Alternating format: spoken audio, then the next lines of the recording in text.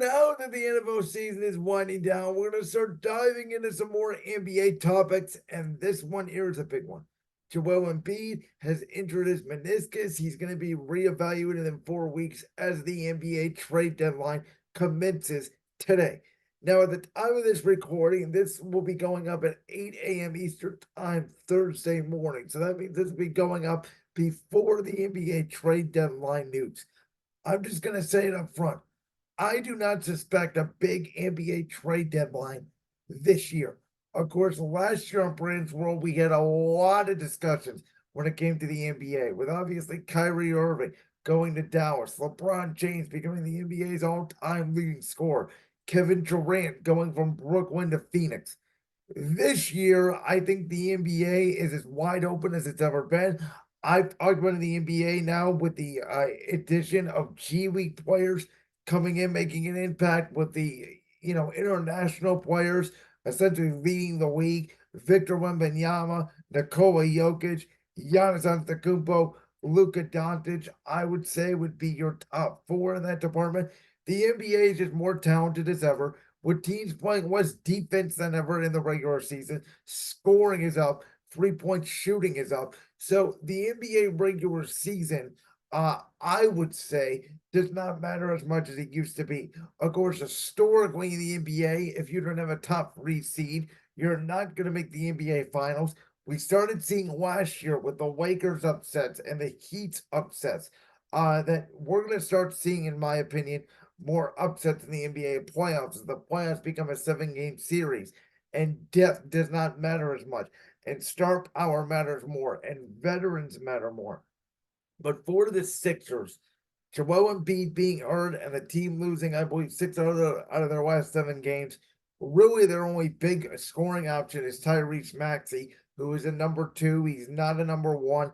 Obviously, they dumped James Harden earlier this year to the Clippers, and Joel Embiid, for the most part, had stayed healthy.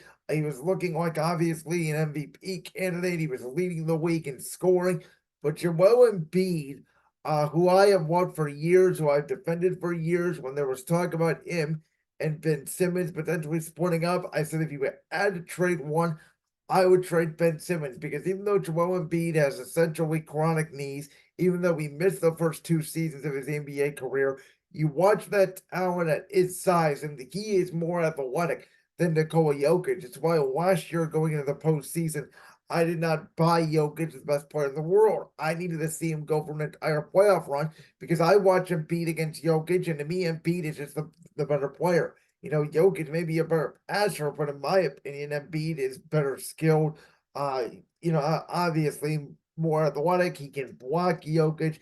I just think the dude has it all. The problem is he's injury prone, and he's never made it out of the second round of the postseason, and it doesn't look like he's going to make it out of the second round of the postseason again this year. Obviously, the Eastern Conference this year is very interesting. Boston leading the way, though we'll see if they can top Giannis, Damian Lillard, and Milwaukee. Cleveland is all of a sudden surging, though I doubt they have the pieces to make a deep run in the postseason unless they get consistent, tremendous shooting from the likes of Sam Merrill and Max Strus and George Niang, which is yet to be seen. Indiana's a really good story with Tyrese Halliburton, Pascal Siakam. I think they could potentially win one playoff series. I feel the same way about the Knicks with Jalen Brunson and Julius Randle, who just got injured, even though Jalen Brunson, uh, obviously has led that team for most of this season. They got on after getting rid of RJ Barrett. So for Philly, in my opinion, you have to make a move. The problem is, though, there's not a lot of star talent that's going to be available at the deadline this year. Again, Milwaukee may make a small move to get a bench player. The Lakers, they're not trading LeBron James. I don't care what people say. The Lakers, who obviously retooled their entire team at the trade deadline, a la the 2018 Cleveland Cavaliers, the same Laker team that battled Denver, even though they got swept in the Western Conference Finals. They were in it in the fourth quarter in all 4 of those games. They just could not close. I don't think they're going to do a clean sweeping house again. I think they're going to stay pat. Obviously, what the Clippers have done with Kawhi Leonard, James Harden, Russell Westbrook, Paul George, just been amazing with Tyronn Lue, who I've always said, along with Steve Kerr, I thought was the best coach in basketball, not Coach Popovich and the old outdated Spurs, which as great as Victor Wembanyama is, I can't wait to see him with more talent around him. Right now, they're sort of irrelevant. Same thing with Detroit, Kate Cunningham, Jaden Ivey. They have good players. You can see them a lot like the Magic and the Rockets and the Thunder, who have all sort of blossomed this year. It takes young kids time to blossom in the NBA. So, very interesting what Minnesota's doing as well this year with Anthony Edwards and Karl-Anthony Towns, obviously. Denver still in the mix, Phoenix still in the mix. There's a lot of good teams in this league. And so for Philly, whether they're in the East or the West, obviously they're in the East, but their goal should be to make the NBA Finals. And I think Tobias Harris is really the only big chip you have to move. NBA draft picks, especially if you're in the late 20s. The draft is not as deep as the NFL. We know that NFL, you can find talent in the fourth and fifth round. NBA, really, after the lottery picks, you're lucky. Obviously, there's a Desmond Bain, a Tyrese Maxey, a Draymond Green, who has really, sort of blossomed into blue chip players. But for the most part, NBA prospects are mostly just, very good, top five, good 5 to about 14, and then it really drops off from there. And it takes those kids a long time to develop. So Philly's kind of stuck. It's unfortunate for them. I think they're suffering from a Philadelphia sports curse overall. Phillies cannot break through. Eagles collapse at the end of the season. Flyers are not great. And now the Sixers lose Joel Embiid, who I'm telling you though, if I'm Philadelphia at the end of this season, if we flame out again, and who knows, maybe they have to drop down to the play-in tournament and work their way in the playoffs, and then they get a Boston or Milwaukee, who'd be a terrible matchup for them, I believe, in round one. If they flame out early, would Philadelphia consider trading Joel Embiid? Basically admitting the process was a mistake. We whiffed. We didn't even get to the conference finals, and we have to start over because as great as Joel Embiid is, we cannot trust him to stay healthy. And at the end of the day, if we can get a bunch of draft picks and retool this thing with Nick Nurse, who is a very good head coach, it may be something for Philadelphia to consider.